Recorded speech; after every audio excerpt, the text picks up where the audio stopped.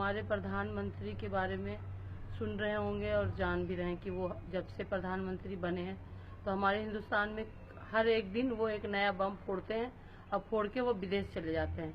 उसके बाद हम वहाँ यहाँ की जनता मरे जिए भूखी रहे आपस में मर कट जाए कुछ भी कोई फर्क नहीं पड़ता मोदी जी को।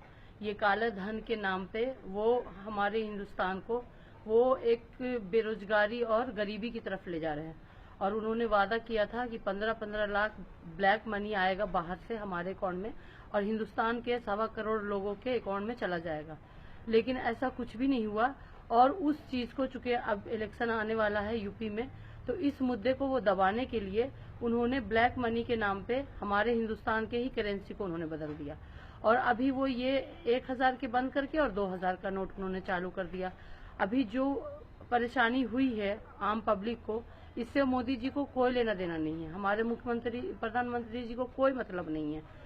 और वो विदेश चले गए, उनको ये भी नहीं पता है कि हिंदुस्तान में हो क्या रहा है।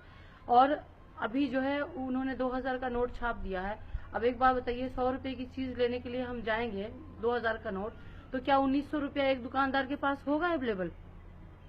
तो उनको 2000 की नोट को छापने से पहले उनको 20 नोट 100 के छापने चाहिए थे। एक नोट पे 20 नोट छापना पड़ेगा, तब जाकर के ये छुट्टे जो है खुले का मुद्दा खत्म होगा। और एक दूसरा कि उन्होंने ये किया कि अचानक ये चीज कर दिया, बैंक में उनको पहले पैसे पूरे नए नोट अवेलेबल होने चाहिए थे और जो 100 के नोट है वो एटीएम में होने चाहिए थे, और वो फिर वो उस चीज को घोषणा कर देते और कोई प्रॉब्लम नहीं होती। पब्लिक जाती एटीएम से 100 का नोट लाती और अपने 500 के नोट डाल देती। तो उन्होंने ये चीजें तो सोचा नहीं, क्योंकि उनको तानाशाही आ गई है और वो प्रधानमंत्री बन के आए हैं, क्योंकि एक चाय वाले थे, उनकी औकात चाय वाले की थी और उनको हम लोगों ने सर चढ़ा के प्रधानमंत्री बना दिया। तो वो भूल चुके हैं कि चाय बेचने के टाइम उनको क्या क्या परेशानी थी। और जो है अब वो प्रधानमंत्री बन गए हैं तो वो तानाशाह बन गए हैं और वो चाह रहे हैं कि आवाम मर जाए भूखी, उनको कोई फर्क नहीं पड़ता है। जनता किस हालत में है, किसानों मजदूर चावल बेच के अनाज बेच के जो पैसे रखे थे और वो उनको अब अकाउंट में जाके चेंज करना पड़ रहा है। जो लोग आए हुए हैं बाहर से उनको क्या प्रॉब्लम हो रही है, उनको इन सब से कोई मतलब नहीं है। कभी तो वो 3 तलाक का मुद्दा उठा देते हैं, उलझा देते हैं, आपस में घरों में लड़ाई लगवा देते हैं। मियाँ बीवी में तलाक ना हो वो भी करवा देंगे बहस के मुद्दे पे। पहले तो वो ये कहते हैं कि औरतों का सम्मान मेरा ईमान है, लेकिन सम्मान क्या है? तलाक के मुद्दे पे सिर्फ आपने उठा दिया और मुसलमानों को उलझा दिया आपस में।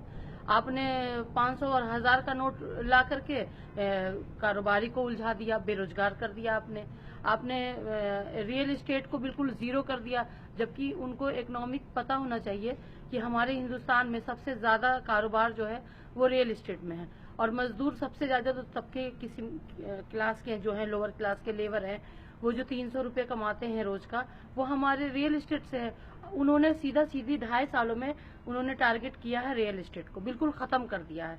उनके जो 10% जो इंडिया के जो अमीर लोग हैं, बिजनेसमैन हैं, चूंकि उनका कारोबार बाहर कंट्री से है और मोदी जी को उन्होंने फंड दिया था इलेक्शन जिताने के लिए, और वो जीतने के बाद उन्हीं के इशारों पे मोदी जी नाच रहे हैं।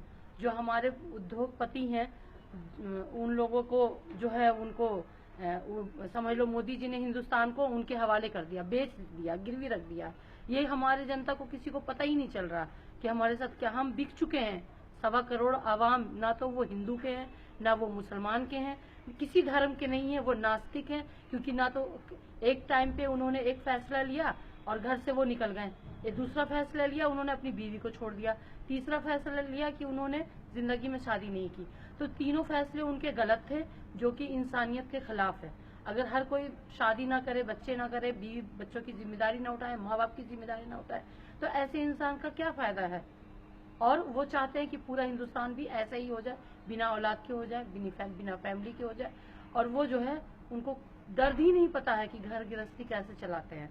उनको तो बस ये है कि बस बाहर जाना है, इंडिया से बाहर जाना है, घूमना है और इंडिया में आना है और एक बम फोड़ देना है।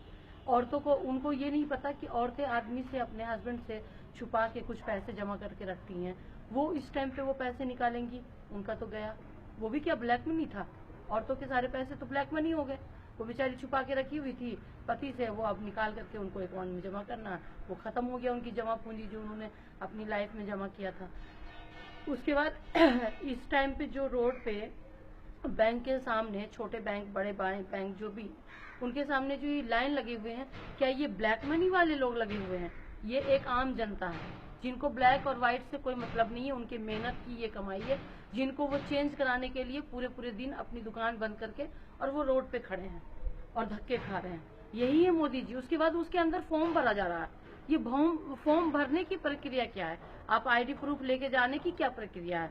वही आपका अकाउंट है, आपका तो सब कुछ प्रूफ पहले से ऑलरेडी बैंक में है, बिना प्रूफ के तो आपका बैंक में अकाउंट खुलता नहीं है।